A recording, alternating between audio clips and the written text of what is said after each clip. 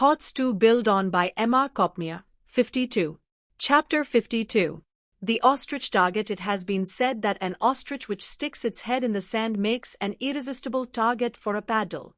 And so people who, ostrich-like, bend over to hide their heads in the sands of unreality make irresistible targets for the paddle of fate. Which brings up the highly controversial subject of the positive affirmation, which tries to hide like an ostrich from the reality of evil. One cannot think of the generalized positive affirmation without thinking of the psychiatrist Coué and his famous affirmation, "Every day in every way I'm getting better and better." I can remember when a lot of people used to laugh at that. Well, they can stop laughing.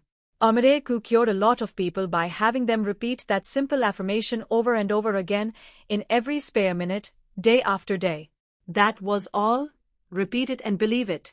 That simple affirmation brought about many remarkable cures and continues to heal many people today.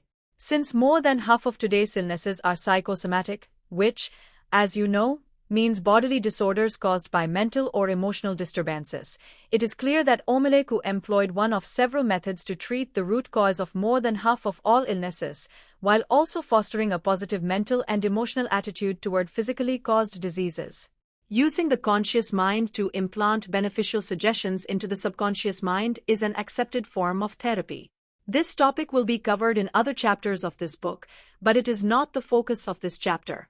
Here, we focus on Coué's insistence on using the most general possible affirmation, "Every day in every way I'm getting better and better."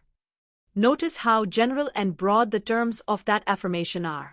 This was not because Coué was trying to simplify the therapy of affirmation to its barest form, nor was he seeking a universal cure.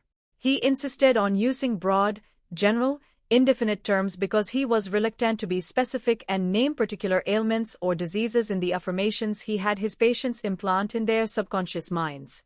For example, Coué would not allow his patients to use a specific affirmation such as, "Every day in every way my sore back is getting better and better." He feared that implanting such a specific affirmation in the patient's subconscious mind specifying sore back would focus the subconscious on the ailment itself and thus aggravate it or, at least, perpetuate it. So his affirmation never referred to a specific condition.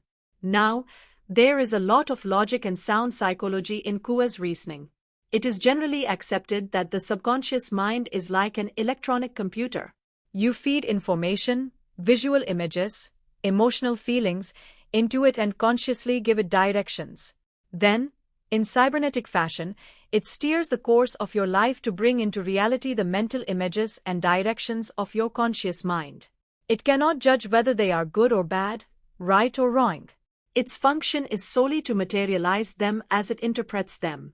Since the subconscious mind receives and understands only mental pictures, Coué reasoned that the inclusion of a specific ailment, such as sore back, in an affirmation which was impressed in the subconscious mind, would steer its course toward the physical realization, or, in this case, the maintenance of the ailment.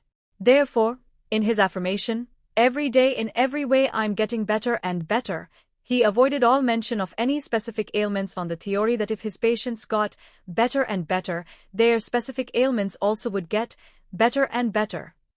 He turned specifics into generalities and thereby avoided them. Ostrich-like. Which brings us back to the ostrich with its head in the sand, and people who, ostrich-like, bend over to hide their heads in the sands of unreality, and thus make irresistible targets to tempt a paddle-wielding fate. It seems to me unrealistic to deny the existence of evil, or unhappiness, or suffering, or trouble. To do so is hiding our heads in the sand. We hide from no one and we escape from nothing. This is no book on religion. I do not propose here a struggle between good and evil, nor a confrontation between God and the devil. I merely point out that evil and unhappiness and suffering and trouble do exist, that there is evidence of them all around us, and that this evidence is undeniable. We cannot escape by hiding our heads in the sands of unreality, nor can we make them less specific by generalizations in the manner of Coué. I, therefore, would like to suggest an alternative to the Coué approach of unspecific generalization, and not merely an alternate approach, but an opposite one. One Clearly recognize and frankly admit the existence of whatever trouble comes to you. Face up to it. Define it specifically. Confront it precisely. 2. Accept it. Not with defeatism and abject submission, but with the unflinching realism that it is so.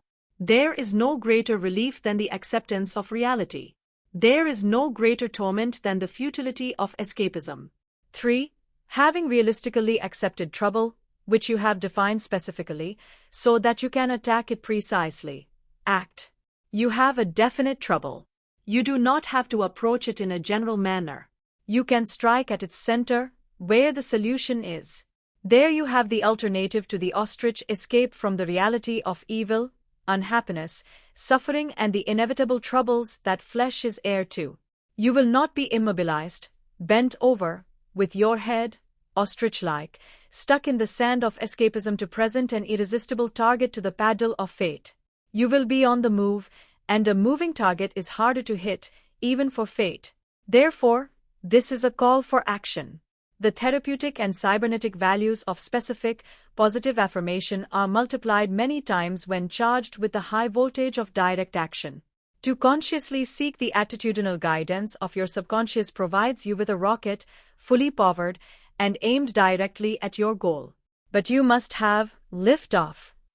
You must act. Act with bold confidence in the goal-seeking guidance system which is a part of your subconscious mind. Act in the knowledge that whatever man can conceive and believe, man can achieve. So, seek no general, ostrich, cure. Attack the specific cause to surmount a specific difficulty. Know that in the doing, you will be given the power. Then concentrate that power. And let all ostriches beware.